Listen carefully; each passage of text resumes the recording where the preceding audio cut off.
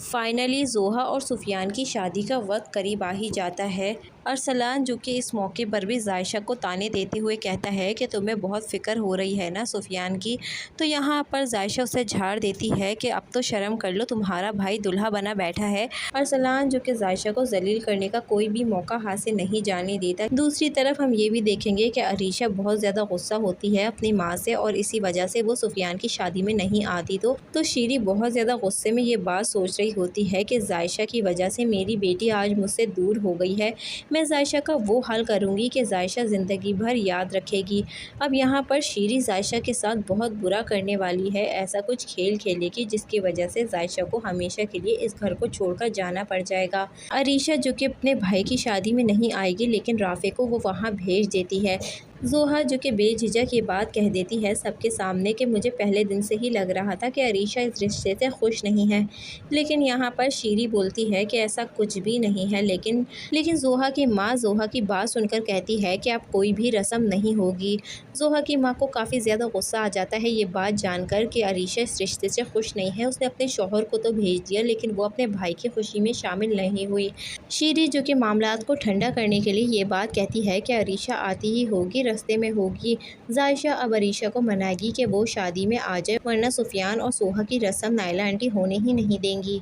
शीरी जो कि अपने आप के आगे किसी की चलने नहीं देती थी, वो ये बात नहीं जानती कि जोहा इस घर में आने के बाद शीरी का बुरा हशर करने वाली है, क्योंकि जोहा अब ये समझ चुकी है कि शीरी आंटी बहुत झूठी हैं और एक दफ़ा जोहा इस घर में आ जाए तो जोहा उनको नाको चने चबाने वाली है। यहाँ पर शीरी के लिए तो मुश्किलात बढ़ती चले जा रही हैं, क्योंकि एक तरफ तो जायशा है जो शीरी को बर्बाद करना चाहती है और अपने भाई और माँ के किए गए सलूकों का बदला निकालना चाहती है। दूसरी तरफ जोहा और जायशा मिलकर शीरी को मज़ा चखाएंगे। दूसरी तरफ शीरी अरसलान की तरफ से भी बहुत ज़्यादा परेशान होने वाली है, क्योंकि अरसलान शीरी को फ़िज़ा के पास भी लेकर जाने वाला है और उससे हाथ जोड़कर माफ़ी भी मांगने वाली है।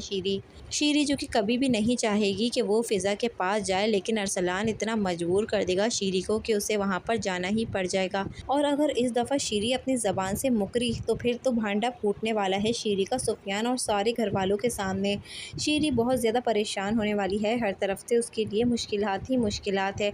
लेकिन बुरे लोग इतनी जल्दी कहाँ हार मानते हैं जब तक उनको पूरी तरीके से ठोकर न लग जाए। शीरी के साथ भी ऐसा ही कुछ होने वाला है। जायशा जब तक शीरी के गुरूर को खाक में ना मिला देगी तब तक शीरी को सुकून ही नहीं मिलने वाला और वो अपनी चालों से किसी सूरत बाज नहीं आएगी।